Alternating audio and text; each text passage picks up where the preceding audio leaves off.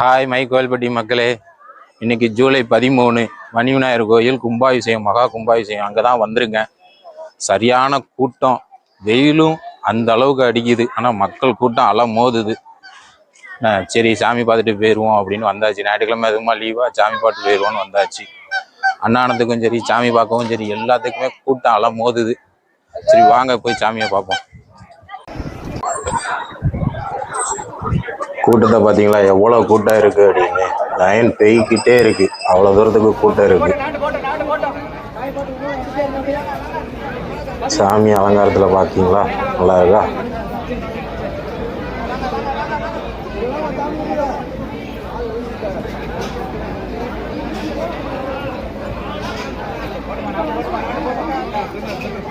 சாமியை பார்த்துட்டு வெளியில் வந்தால் யானை, ஆஹா யானைன்னு பார்த்தா அது உண்மையான யானை கிடையாது, மெக்கானிக்கல் எலிஃபண்ட். நம்ம நடிகை திரிஷாக்கா இருக்காங்க பார்த்தீங்களா, அவங்க அருப்புக்கோட்டையில் உள்ள செல்வ விநாயகர் கோவிலுக்கு அவங்களும் ஒரு தன்னார்வ தொண்டு நிறுவனமும் சேர்ந்து அருப்புக்கோட்டையில் இருக்கிற செல்வ விநாயகர் கோவிலுக்கு இந்த யானையை பரிசளித்தாங்க. இந்த யானை பேர் கஜா, 6 லட்ச ரூபா. யானை என்னெல்லாம் செய்யுமோ அதெல்லாம் செய்யும். பக்தர்களுக்கு தண்ணியை பீச்சு அடிக்கிறது, திருவிதி உலா வர்றதுன்னு எல்லா வேலையும் இந்த யானை செய்யும்.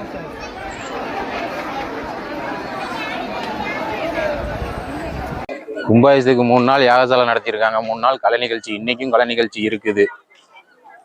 இது இந்து அறநிலைத்துறை கட்டுப்பாட்டில் இருக்கிறதுனால நல்ல வசதிகள்லாம் செஞ்சு கொடுத்துருக்காங்க. சாப்பிட்றதுக்கு பார்க்கிங் வசதி, கழிப்பறை வசதி முதற்கொண்டு செஞ்சு கொடுத்துருக்காங்க.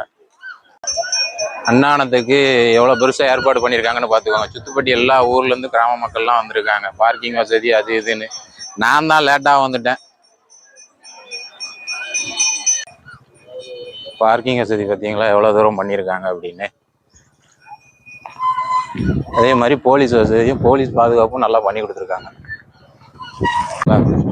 கழிப்பறை வசதி எல்லாமே செஞ்சு கொடுத்துருக்காங்க, நல்லா பண்ணியிருக்காங்க. சாமி கும்பிட்டாச்சு, வாங்க ஊரை பார்த்து போவோம், நம்ம பொழப்ப பார்ப்போம்.